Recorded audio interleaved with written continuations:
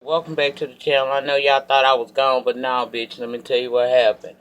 I uploaded the 3 videos today that I did, and I come back down here. I was gonna watch Greenleaf one more time, cause I knew it was the mid-season finale, and I didn't want to, miss nothing. I want to make sure I put all the important parts that went on in the episode, cause I saw bits and pieces of it last night, but I didn't see it all. I went to sleep, shit.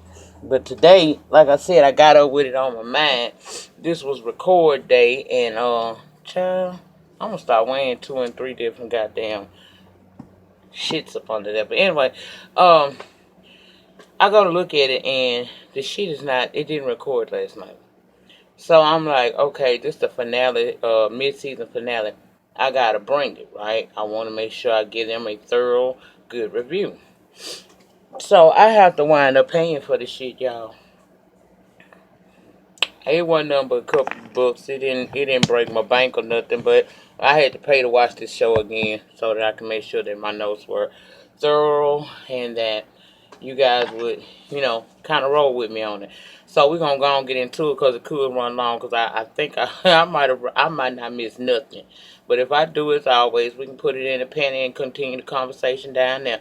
But this is the mid-season finale of Greenleaf, season 2, episode 8, and the sparks fly upward. Child should have been called shit. I don't know, girl. It should have had a better night. It should have been kaboom because a whole bunch of shit went on down here. Child, we started off with Gigi done jumped in the family security jeep, and she driving fast as hell, and as she's driving to get to Mac, she's replaying everything that has happened in conjunction with him and what he's done or alleged to have done to all these girls, okay? She going back to the conversation with Mavis. She remembering the video recording of the young girl saying exactly how Mac had raped her. She playing all of this shit back in her mind, and she steady hitting that accelerator as she's going. So much so that she swerved and wound up going through what looked like some bushes, and then she hit a tree, child. And I was like, God damn. I'm thinking, is she gonna be alright, Lord? Don't let nothing be wrong with Pastor Gigi now. Now she down but not out. We see her wake up and she crawl out the Jeep, and of course she calls Darius, and the next thing we see is that he's got the police out there. It's a tow truck out there because the Jeep got to be towed, and he telling her she lucky to be alive, and she looking at that Jeep knowing that, yeah, I am. Now, they get back to the main house, and of course the family relieved because they done been calling and calling her. She tell them, I've been in a car accident, and Lady Mae actually sounded scared yet relieved. That was the first time in this whole season that this woman had shown this girl that, some kind of compassion. It's sad that they at this point, but it takes you thinking that something happened to your child for you to love them or to show them some love because y'all got some differences behind family skeletons and secrets of the past. Don't make no sense. Now, Darius say she lucky to be alive. The bishop said we don't deal with look up in this house. Darius like, well, she must have her own personal angel. And he say, well, I don't doubt that. He trying to get Gigi seated and everything because she still kind of a little bit discombobulated. Now, Gigi tells them that the Jeep was towed and that Darius came and picked her up. And Lady Mae say how gallant of him. But she giving him I don't fuck with you look. Like, okay, whatever. You know we don't like you around these parts, so you done did your due diligence, bye. But Bishop shakes hands with Darius, and Sophia thanks him for bringing her mom home, and he tells her she welcome, and he gives her a happy belated birthday. And child Lady Mae gonna tell Darius, well, we don't want to keep you any further. Basically, it's time to go, okay? And Sophia walked him out, okay? Now, Lady Mae come up to Gigi and tell her, your daughter was absolutely worried. Bishop said, because she knew where you were headed. Gigi said, but I didn't get there. And Bishop said, that's probably for the best. She said, I understand. I understand. And she went to walk up the stairwells with Sophia because she didn't walk Darius out. And Bishop got to give her what he got to give her. He say, uh, That wasn't no regular deal. That was a message from the Lord. That was sent by God to stop you from doing something that you could later on grow to regret. And he told her to be advised, and she said okay. She went on up the stairwell. Now when her and Sophia get up the stairwell, she tell Gigi that she can't keep freaking her out like that. She got her own life to live, and she wanna live it with her. So please stop being crazy. Now Gigi said she wasn't being crazy, and uh, Sophia made a thing. She say, you swerved to avoid hitting a deer, but that car had been going mighty fast for you to total it out like you did. What if you had died?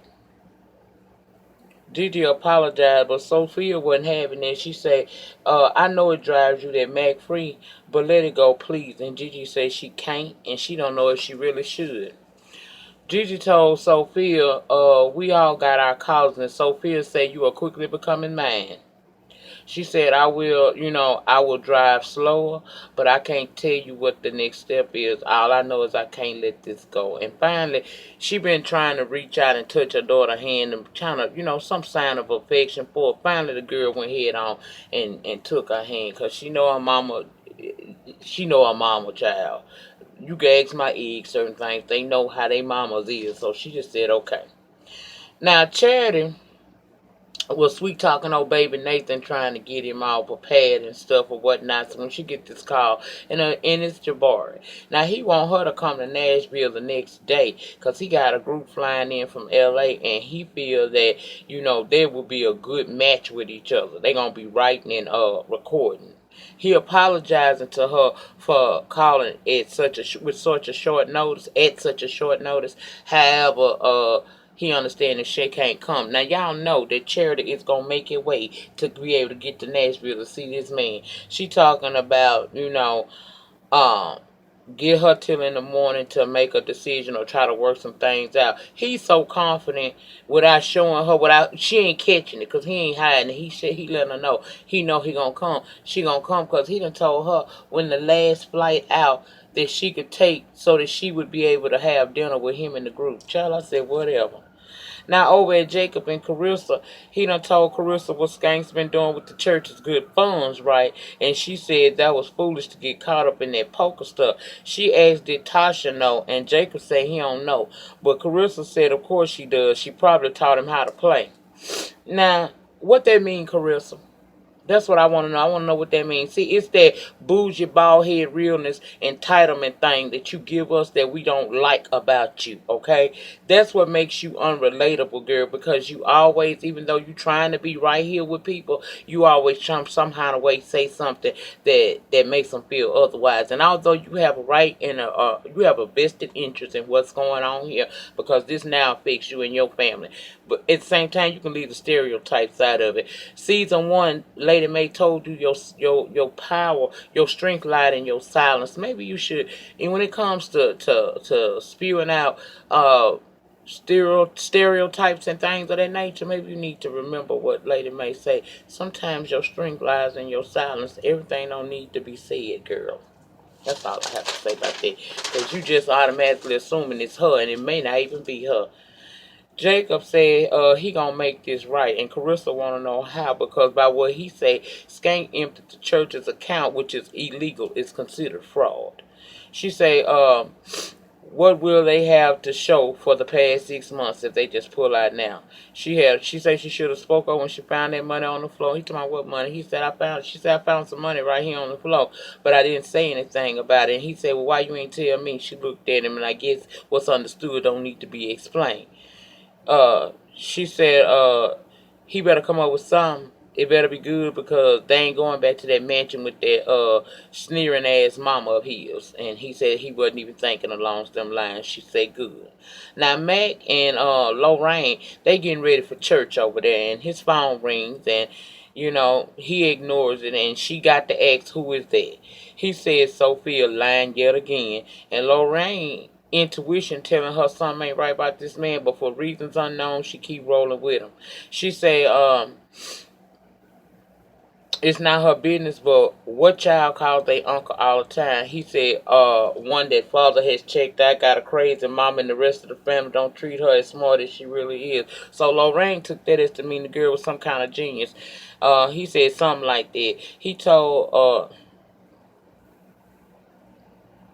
the whole time he was talking to her about that, trying to divert her mind and play on her, he obviously bought this girl some damn type of scarf that he feels will look good with her outfit she's wearing to the church house. So he get that in and he play all get off that subject by telling her she beautiful. And apparently that's something she don't hear that off because she fell for it, okay? He said, look, I tell her to back off if it's bothering you. And Lorraine say, no, you do what you got to do. I don't come between family and friends. I don't come between folks and family. It's just a bit much. That's all I'm trying to say. Um,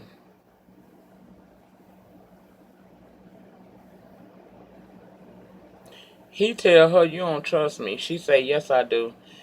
Uh, she said, I knew what people said about you in the hoops that you'd have to jump through just to try to make it, easier for you, just to try to make it. She said to make it easier, you could just tell that girl to have some kumbaya moments with her friends and do normal stuff and stop calling so much. He said, I would tell her that. You got that there. But did y'all peep that look on his face when he told her that he would tell the girl not to call so much, even though we know it's Michaela? He lying saying it's Sophie. Now they get down there to the church and he tell her to go on in. He gonna go on and leave Sophia miss because see he don't want to leave her in lurch like that. So she go in and of course he calls Michaela. Now he say she need to stop calling so much, and she talking about my mom done went schizo on me. She done hit me. All I need is a place to stay. And although he's sympathetic to her situation, at least that's what he's playing. He tell her that he can't do that right now for her. She begs and he says no one else. She begging him saying she ain't got nobody else. He apologizes and tell her he really can't help her right now, and he hang up the damn phone. Now over at Calvary, it's a packed house again. Guess they done came over the scandal and stuff. He did say they was back in the black, and they feeling the spirit through song as Charity does the lead. Now they worshiping in there so strong. Lady Mae grooving to the music. Charity, she got the spirit. She bringing the spirit through song, and so is Kevin. And child, the camera pans back, and guess who was also feeling the spirit or smiling like hell because he liking sitting behind him. None other than Aaron. Y'all figure out, y'all let me know if y'all think he was smiling because he was feeling the spirit or because he's sitting there scoping Kevin out as his next boo. Y'all going on down there pen and tell me. I holler. Now, Gigi, she was sitting up there and you could tell she was somewhat still disconnected and in her feelings. Child, I don't know what to tell you, baby. You just gonna have to this one of them obstacles in life you just gotta deal. Now over at trying Basie in there getting his, according to what he say, he getting himself prepared for the spirit. Hmm. Jacob knocks and enters and Skank say he was getting his energy pumped up, child. Now Jacob worried and Skank ain't about this situation where he done pulled his church money out the bank and done lost it all in a gambling, in a poker game. He tell him he about to make a withdrawal out of the bank of heaven and Jacob need to look and learn. That's what he told him. He go out there to do his service talking about admitting that you living in sin and freeing yourself and digging real deep down in them pockets if you feel the message. Child, it seemed like every other person was putting money in their collection plate like it's been some conversations had on. When they done been some conversation about the funds, you'll see that certain it'll be a couple of members that already made up in their mind what's going on with you, so they not putting nothing in the plate, but a vast majority of them will still be doing it. We saw that as the complete collection plate was in rotation, and he's preaching his scheming words to these people to get them. Jacob listening, and he beginning to see this man for what he doing and who he really is. He begging for more and more out of his congregation, and had the nerve to call it skanktified. I said, if you don't sit your ass down somewhere, you better. Meanwhile, over at Bishop, he done took the position at the podium, and he preaching on God's giving and how it has no limit. God wants you to take his hand and asking you if you just repent, he'll walk with you, baby, through everything. Now, that got Gigi to feeling some kind of way. I guess she got reconnected because we saw her saying thank you, God, and amen. So maybe she's in a better headspace. Now, as the services have ended over at Triumph, Zora asks can she go to the studio to watch Isiah and the crew rehearsing. Karissa agrees and gives her a 9 p.m. deadline that she needs to be in the house. Now, after she leaves, you see Carissa, her little boy with Jacob, and Jacob talking. He telling her, I got a plan. She is still talking about, I can't believe that we up in this church with this man. How can he be preaching his word, knowing what he doing? She says she don't even know if she want them to come back to this spiritual danger zone. Now, he thought she wasn't listening, but she was. She was multitasking. He said, you ain't hear what I said. She said, yes, I did. You said that you had a plan. What is it? He said it might be a bit expensive. She said money is cheap. Freedom is expensive. What's the plan? Okay. He said they gonna take the money his parents gave them and use it for something that's theirs. Okay. Now, Sophia and her boyfriend Roberto come by there to see Gigi. She in better spirits. They got a little animal and stuff. They done been out somewhere doing something or whatnot, you know. And basically, she came through there to make sure that she had the time and date. I mean, the time and location of this meeting that this dinner date, she's gonna have with her mama and Darius. Okay. After she get there, she leave. Now, Kevin, he got baby Nathan looking at the computer looking for apartments when Charity comes in. And basically, to make this short, she want him to babysit the kid while she go to Nashville in a couple hours and she'll be back on Tuesday or Wednesday. At first, he was kind of apprehensive. I don't think because he didn't want to take care of the baby, but because he don't have nowhere to stay. Remember, he's staying at the hotel. But she say, look, since we gone, I'm gone. You can stay over at the house. And he said, oh, okay, well, since if your mama agreed to that, that's all good with me. And was it me or did it appear that he was kind of glad that she asked him to come over to that house? Because he know even though she gonna be gone every night. Mm, mm. Lorraine and Matt come back from church. She talking about she hungry. She gonna want some chicken. His phone go to ringing, and yet again, and he answered the phone, and it's Mr. Lennox, the dude that he threatened to give him a job, or he was gonna expose some stuff.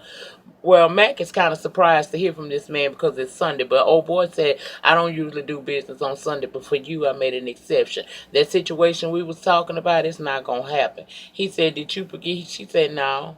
I ain't forget nothing. I'm just letting you know. I'm trying to go some places, and I can't have your sick-looking ass with me. Now, Mac asked, did she do it? He said, did she do what? Who? Who are you talking about? He said, baby, you did this to yourself. He said, now, please lose my number, and he hung up. Now, Mac is sitting there, and you can see him transforming. He done went from being a cool bitch to an unraveled hoe, and he is about to snap, okay? Child, when he hung that phone up, Lorraine gonna ask who was there. He said, none of your business. She said, she came out that kitchen talking about, excuse me. He said, who the hell are you to always be asking somebody questions? You never did anything wrong. She said, I never pretended to be perfect. He said, perfect. He told her she was the most bottom shelf piece of off-brand ass, old ass he's ever had any dealings with. He told her to get out. She went to try to protest, talking about, Robert, don't do this. He told her, hollering at that hoe to get up out of there. And she had no choice but to go on and do that shit. Okay? She moved that old piece of ass real fast. Child, he mad as hell, but he called Michaela and she answered, sounding like she was crying, and he said, you still need a place? I think I done worked something out. I said, motherfucker. He finna go back to it. Now, Zora down at that studio with Isiah and the crew, and he doing this song, and afterwards he asked how it sounded. Now, all the yes men in the room said that it was great. But Zora, being a person who is just new to the crew and don't know, you don't tell him that nothing is wrong. She told him that he was flat on a certain part of that song, and baby, you could see that that was not what she was supposed to say, because even the crew was looking like, oh shit. He wind up asking her to walk out to let him holler at her and whatnot. So when they get out there in the hall, now the door's still open, they can hear him talking to her. He tell her don't do that. She talking about what are you talking about? Because she don't know what she did wrong. He said it in front of them. She said, well, you asked me my opinion. He said, and then you interrupted me. Hmm. So he said, you must forgot who I am. I brought you in that room and now. I put you there. But if what you supposed to do is you supposed to just sit there, okay? If I ask you for your opinion, you say it's great, and if you don't feel it's great, you don't tell me that. You shut what we call the hell up, okay? He asked her if she got it, and she said she did. Now keep in mind, like I said, that door open so all of them done heard him check her, and he go back up and get in the booth like he ain't never did nothing wrong. I'm like, Zora, this is more than you think, girl. You might want to use your spidey senses. They should be tingling right now. And apparently hers was, because she got on that phone and called Sophia, and Sophia said she'll be right on over there to get her. Now at trying one, Jacob proposes to Skank. Uh, he gave him a proposal. He said, look, I'll give you the money to pay off what you owe and what you took from the church. In return, you turn over the deed to Triumph too. And that way you don't go to jail and nobody ever has to know. Child, he was not feeling that. Okay? He and his feelings talking about, look who got some nut sacks. Now let me tell you something. If that wasn't a way, if that wasn't a moment where Jacob should have realized that Skanks ain't never had his back, that should have been it right there. What man tells another man that he wants to really help and he respect that he finally grew some nut sacks? Child, whatever. Jacob telling Skanks that, he trying to help him, okay? Skanks acting like Jacob did him wrong, trying to play on him, talking about, I offered to help you and this is how you cut me. Now, Jacob sitting up in there talking about he sees Skanks like a brother. Skanks ain't buying and saying that he delusional if he think he gonna ever come within 5 feet of working with him again after he cut him like this. He goes on with that, where you going to get the money to cover me anyway? And Jacob said, we have it already. It was a wedding present. And Bass is still talking about Jacob done cut him deep. Jacob tell him the real. Look here, black people, you mess with their money and they rise up against you. He said, now you can let us spill that bank account you got. With these people, this money back. Leave us the deed, and you and Tasha can walk free and clear. You keep your church, and me and Karissa will have ours. And that's the deal. And he leaves him with that. No ifs, ands, or buts. You can think about it, but this is what's gonna happen. Now over at Max and Michaela there, and they watching TV. Mac decides to go fix a drink. He feeding a child alcohol, and once he gives her that alcohol, he gets to asking her about imitation of life because apparently they can't find that on the 500 plus channels that he got. She said she ain't never seen that movie and asked was it old. He said it ain't old, it's a classic, and tell her to trust him. Girl, you better run for the hills now. Now over at the restaurant, Darius and Gigi waiting for Sophia. She ain't answering her phone. He telling her, she's a pretty good kid, and from what I seen, the little bit I seen, you're a great mother with her. Sophia arrives to get Zora finally down at that studio, and Zora asking her what took her so long. First of all, girl, she ain't had to come get you. Okay, I know this was a rush, push, but after how your stank ass been acting over the last couple of episodes, you can't rush her to do nothing. She actually explained it to her, told her, girl, I ain't from around these parts and I got lost. She asked her if she alright. Zora talking about, I'll tell you when we get in the car. Now let's go back over to Mac house because we ain't through. He done got that girl drunk, or so he thought. He's sitting there staring at her just like the dirty old bastard that he is, and I knew then that he was about to try to start something with her. It started out with him gently touching her hair and gently touching her face, and the whole while he working his way down. He kissing her on her thigh meat, but not the extra meat because she got the jeans still on, and he done worked his hand toward her fucking her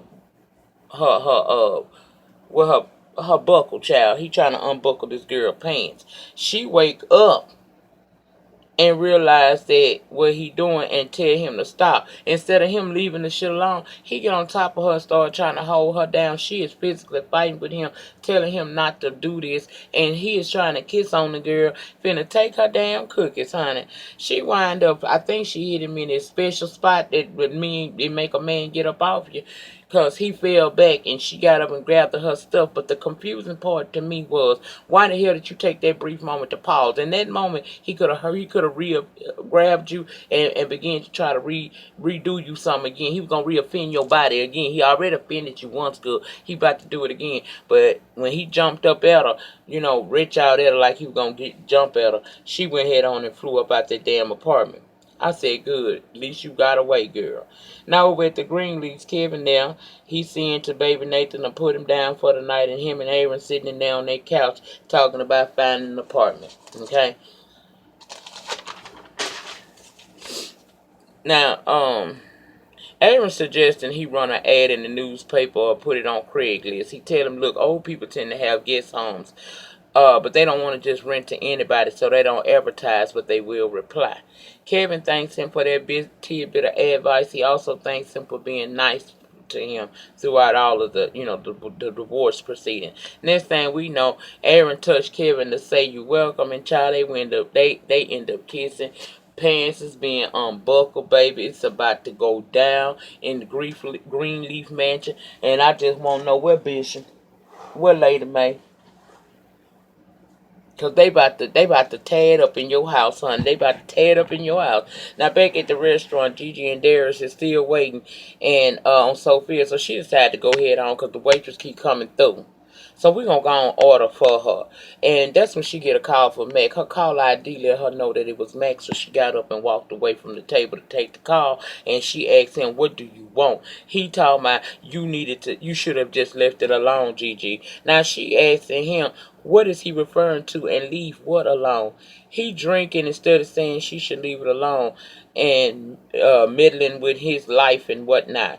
She not concerned and want to know what he done did, but he hung up. When he hung that phone up on her, she grabbed them keys from that table, apologized to Darius, and said she had to go. Baby, she en route. Why is she en route? She done called Roberto just to make sure he ain't Sophia ain't with him. He said she dropped him out hours ago. She said he also asked, is everything all right? She said, I don't know, but I don't know yet. But if she come around you or you hear from her, have her hit me up on my hotline bling. And he said, yes, ma'am. Now, next thing we know, we hear a bunch of knocking, and Mac is in there still drinking at his apartment, right? Gigi busts in there asking where her daughter is. He said he don't know. Maybe she can't stand being around Gigi either. And she tell him, look, this ain't got nothing to do with my egg. This is between me and you. He said, no, no, no, no. No, no, no, no. This is between you and yourself. Because I ain't did nothing. And that's when she got to remind him, oh, you did plenty. She named every last one of them girls that he raped, okay? She starts hitting him, asking where her daughter is. And next thing we know, he grabbed her and slammed her into the wall, telling her to get the hell out of there. He ain't did nothing, and he called her a stupid bitch. Charlie tussling. She had hit him with that ball at first, but it didn't seem like it did nothing to her. In fact, he hit her with it. When she hit him, they fell back on the coffee table to the floor, and he on top of her talking about, you want to play, let's play. My initial thought was, oh my God, he finna mess with her. But he wasn't trying to mess with her. He was choking her out, child. He was choking her the hell out. He was choking her out, talking about, I ain't never did none of them girls that they didn't want. Basically, he admitted that he raped them girls in that moment. She was able to reach around over there and grab her old nice piece of broken glass and jab him right there in his neck, causing him to fall to the floor, and he bleeding heavily. He asked her to call the ambulance, and she asked him where my daughter is. Call the police. Call the ambulance. Where my daughter at? And Charlie went on from there. This was a good episode. This was a good season. I ain't gonna lie. I enjoyed Greenleaf. I thank all of y'all for supporting old girl while she get this here done. Thank you for being patient when I couldn't come through on the days that I said I was gonna come through. But I did show up, and show out each and every time. I appreciate that. Y'all remember, I'm gonna put the link down in the description box. If you can help little 7-year-old Mateo, please help this child. I don't even know how the words to say anything more than that. And thank you all for supporting me. Remember, the depth of your struggle will always determine the height of your success. In the meantime, in between time, please remember to like, comment, subscribe, and share the video. My next video will be Fuck Shit Friday that you'll get tomorrow, because it's 10 of my time now. So I have fulfilled the prophecy for today. I got them all out. Tomorrow will be Tangled and Twisted, episode 7 of the web series I do, and Fuck Shit Friday. I seen all the stuff y'all been sending me. It'll come tomorrow evening. That's when Fuck Shit Friday will come out, as well as the other review for the web series, okay? So I'll be back down and through. I hope you all enjoyed my uploads for today, and I will see you guys tomorrow. Have a good night, everybody. Good night.